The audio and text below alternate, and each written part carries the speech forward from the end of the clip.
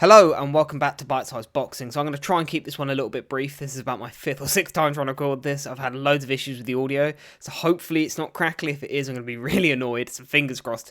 Even if it is a little bit, I might just have to put it out, unfortunately. So let's talk about Moses Itauma versus Jermaine Franklin that took place last night. First things first, slight bugbear of mine. I thought the pacing of the card was horrible. Why on earth we had like Nathan Heaney fighting in chief support at, what was it, about 10:30 at night, something like that. Just awful pacing on the card itself. Again, I thought Ezra Taylor versus Willie Hutchinson was supposed to be chief support anyway, so don't really know what was going on there. Didn't like the pacing of the card one bit. But other than that, let's talk about the main event. So, Jermaine Franklin versus Moses Itauma, or should I say Moses Itauma versus Jermaine Franklin. Now, look, us hardcores know what Jermaine Franklin is and what this constituted and what this represented.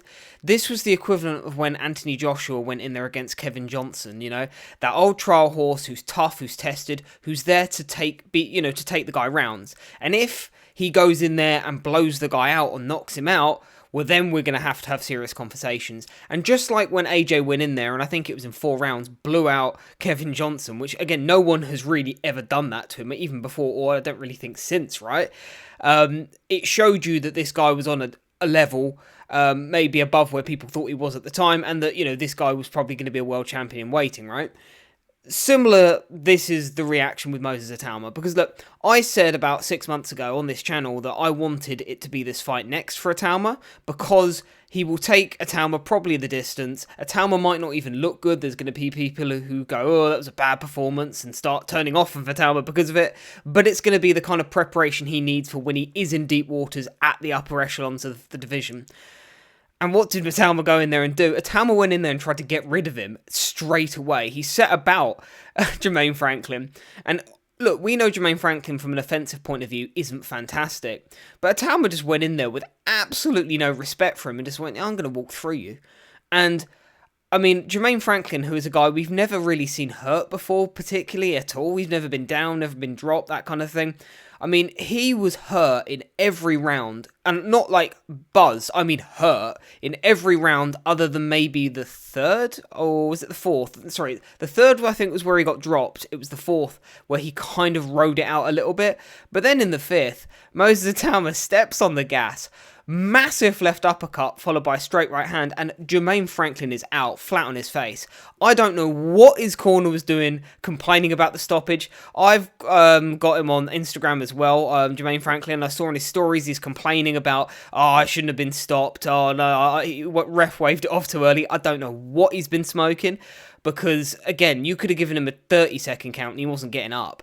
So look, Jermaine Franklin got absolutely splattered by Moses Itauma, and again, you don't do that to Jermaine Franklin. If you're going in there and you're doing that to him, that tells me something that tells me that you are ready for the upper echelons now. Now, this is going to be the hard thing, is going to be matching him next, because there is a gap, of course, between the elite of the division and where he's been fighting, and how best you broach it. I mean, you've got the likes of a Filip Hrgovic, a Ajit Kabayel, that caliber of opponent.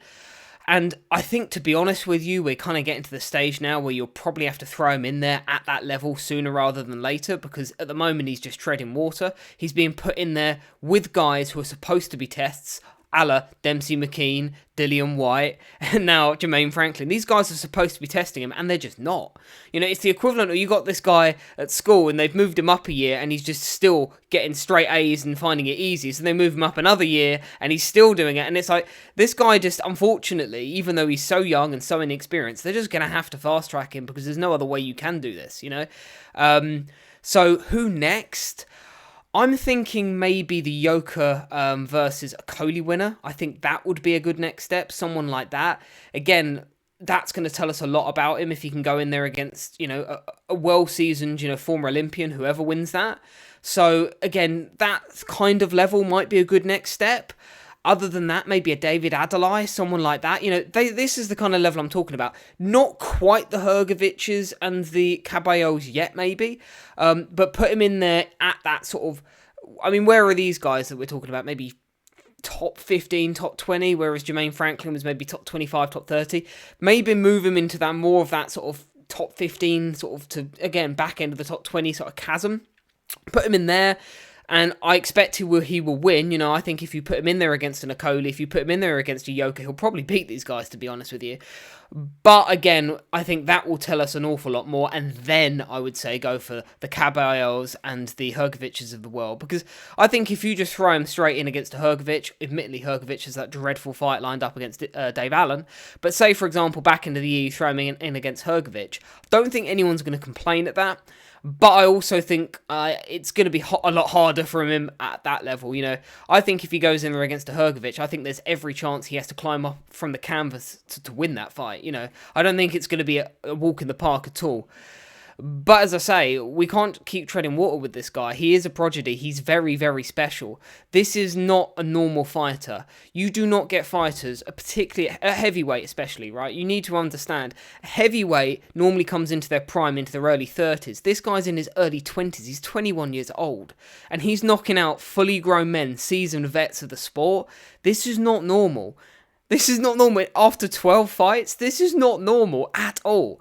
So look, we're dealing with a prodigy, a very, very, very special fighter indeed. And the performance I thought was unbelievable. Again, punch perfect. He didn't put a foot wrong. And he went about this in a way that even myself didn't expect. I thought this was, you know, nailed on going the distance, and, you know, he might not even look great in the fight. I expected him maybe to hurt him or buzz, Franklin at points in the fight, but I didn't expect him to just walk through him like this. This was a very, very, very, very promising performance. So, look, yes, there are far bigger hurdles ahead. Yes, this doesn't mean that, you know, he's now going to be undisputed and he's nailed on. Not at all. But to go in there and to do what you've just done to Jermaine Franklin, it tells me you're at a level, and it tells me that you're already even beyond where I thought you were. So, again, although he's young, although he's completely unseasoned, and look, at the moment, you're kind of going to have to do everything you shouldn't do with a heavyweight prospect. You're supposed to wrap him in cotton wool for a few years and give him people of a lower level so you don't have a David Price happen, yeah? And look, David Price always had physical limitations, right? I'm not comparing the two, don't get it twisted. Moses Itauma is a billion times better than David Price ever was. But someone like David Price was matched badly, knocked out, and never really recovered, even though he never would have had the chin to really make it anyway, right? Mentally, he was completely shot from that point onwards. So you risk, if you throw Moses Itauma in there against Caballero and he gets chinned, you do risk writing off a fighter, especially at heavyweight. No, we've seen it over the years. You know, people, you know, young heavyweights get matched badly, they get written off, and then that's it, they're done.